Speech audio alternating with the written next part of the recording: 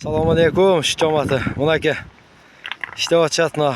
Kutbin aka geldi. Jolduay, Toqan aka. Alan akanın nevresi. Buna aka. Caniş aka geldi atazıldıydı. Men daha taş kodaram dep. Ha Kutbin aka ma taş odurdu. Desol жақсы mı? Mana taşты gördün mü? Sen ötkende can başlaganını gördüm dedim. Ben gelip burada işlep adam. Dost. Qanday işlegen. Ha tüzük. Allah razı olsun. Şularga da. Alыңыздар.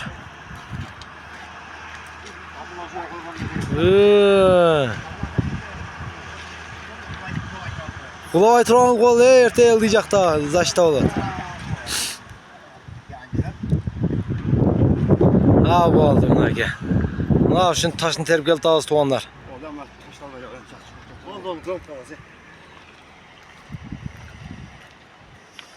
Жолубуз окшошуп кетти барган сайын. Жакшы.